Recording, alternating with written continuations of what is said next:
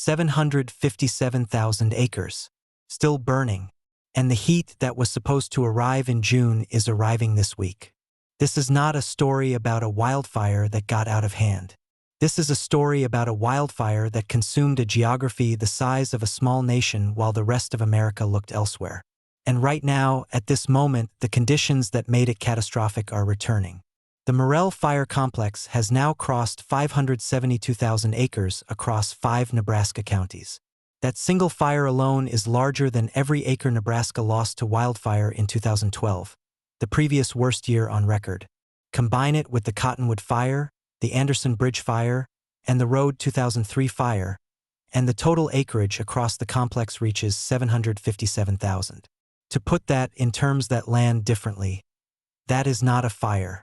That is a landscape erased, and 350,000 of those acres burned in a single 18-hour window. Governor Pillen stood at the podium on Monday and said plainly that no one would have expected that. He was not being defensive.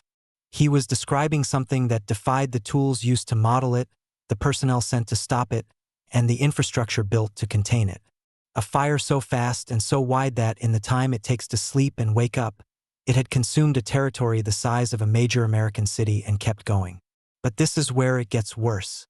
On Monday, Dawson County Emergency Management Director Brian Walt went on camera and said what no one at the state-level briefings had said out loud. He told reporters that they did not see anybody basically until Sunday. The first outside relief team arrived 5 full days after the fire ignited. He said his firefighters, local volunteers, people with jobs and families and neighbors in the path of the smoke, had gone 2 and 3 days without sleep. He said they were brand new to the area and still getting their feet wet. As far as helicopters or any of that, Walt said, "We have not seen any helicopters or any signs of the National Guard." 5 days. No helicopters, no guard, and a fire doubling and then doubling again. The scale of what those first responders faced is almost impossible to absorb. State Forester John Erickson explained at the Monday briefing that containing the Morrell fire requires stabilizing a 200-mile perimeter.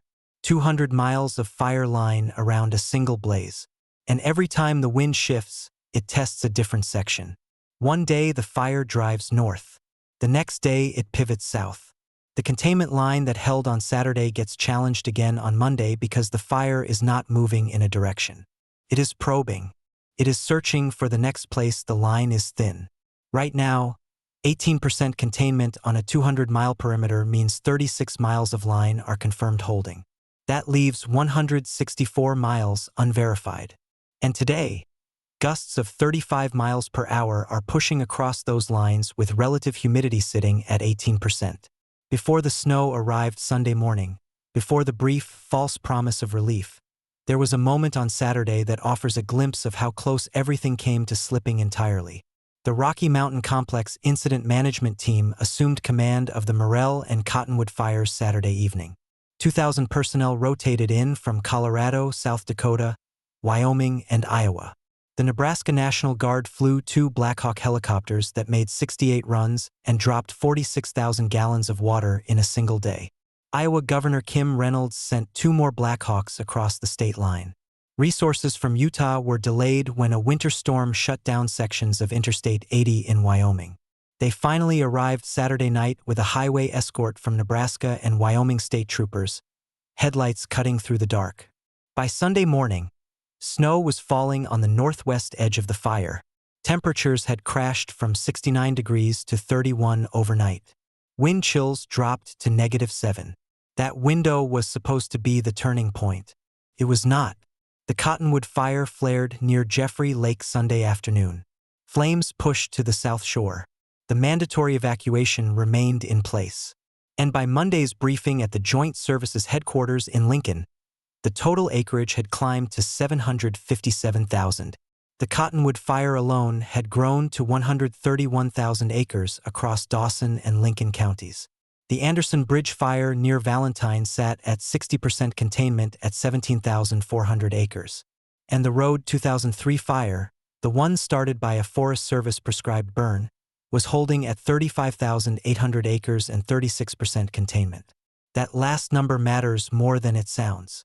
Because the agency responsible for igniting the Road 2003 fire has not announced an investigation. No review, no formal inquiry. The Forest Service has stated publicly that its prescribed burn was conducted within parameters. That phrase, within parameters, carries a specific and painful weight in the American West. The last time a federal agency used those words to describe a prescribed burn that escaped, it cost the federal government $5.45 billion. That was the Hermit's Peak Calf Canyon fire in New Mexico. The Morel fire is already 15 times larger than the Road 2003 prescribed burn that started it. Senator Deb Fischer of Nebraska had already seen this coming. For months before any of these fires ignited, in November, she introduced the Responsible Wildland Fire Recovery Act, legislation that would waive recovery costs for landowners when a federally ignited prescribed burn escapes containment. She wrote at the time that if a prescribed burn started by the federal government escapes containment, Nebraskans should not be left to foot the bill. She could not have known how soon that sentence would matter. The accountability clock has not started. The fire is still burning, and the people who lost the most are already doing the math on what it will cost them. Agriculture Director Sherry Vinton confirmed at the Monday briefing that the Morel fire has consumed grazing land supporting approximately 35,000 cattle. These are not dead cattle. These are cattle with nowhere to eat, in the middle of calving season, on land that will not produce meaningful forage for months. Governor Pillen called USDA Secretary Brooke Rollins directly and requested emergency release of Conservation Reserve Program acres for grazing, federal set-aside land, held out of production, now needed urgently because ranchers need the ground now to be able to calve cows in Arthur County. Livestock analyst Shay Stewart of DTN put it plainly. This fire will have a grave effect on the national cow herd buildback, because these fires are hitting during calving season on land that was already operating at the edge of its carrying capacity. The losses here will ripple outward for years. The cattle market will feel this. The supply chain will feel this. American consumers will feel this.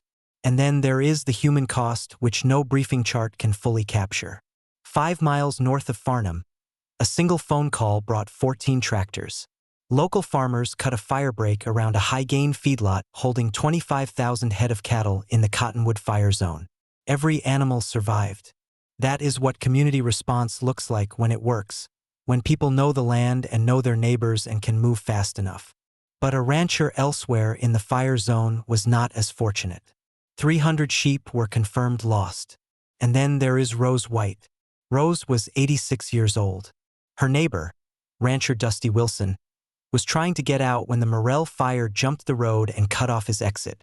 He retreated with his father to a meadow, drove to a windmill surrounded by bare sand, parked the pickup and waited as the fire moved around them on all sides. The sand held. They survived. Rose did not. Wilson spoke to reporters after. He said Rose loved Halloween, made a big deal out of it every year, baked cookies and rolls, took photographs of children in their costumes and kept them in an album.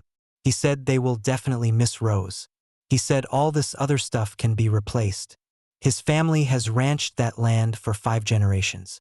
He said there will be rain again someday and this grass will green up again. He is right. The grass will come back.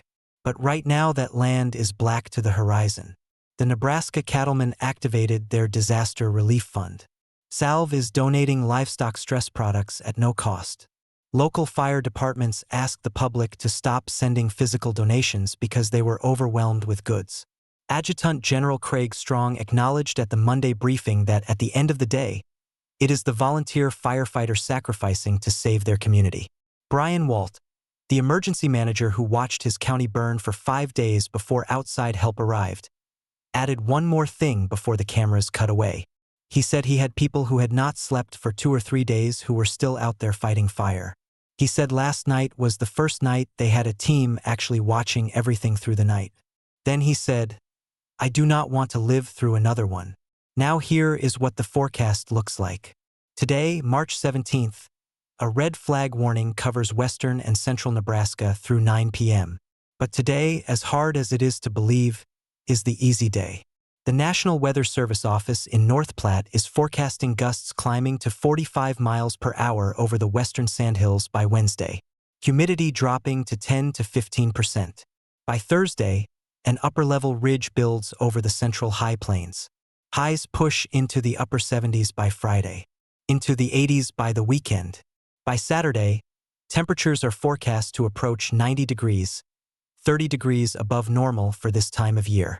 The National Weather Service describes those values as approaching the 99th percentile for mid-March.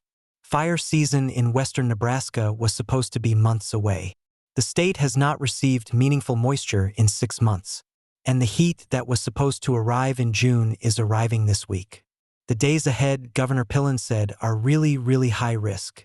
The numbers say the same thing. 757,000 acres already burned. A 200-mile perimeter that shifts with every gust. 164 miles of fire line still unverified. Humidity dropping to 10% by Wednesday. Gusts forecast at 45 miles per hour. And a 90-degree Saturday bearing down on a landscape already reduced to fuel. The Forest Service has not opened an investigation. The question of who pays for this has not been answered. The accountability clock has not started. And somewhere in Arthur County tonight, the ground is still black. The wind is still moving. A neighbor of Rose White is looking at a horizon that stretches to nothing, waiting for it to turn green. The wind has not stopped. The grass has not grown. And the fire lines are still being tested.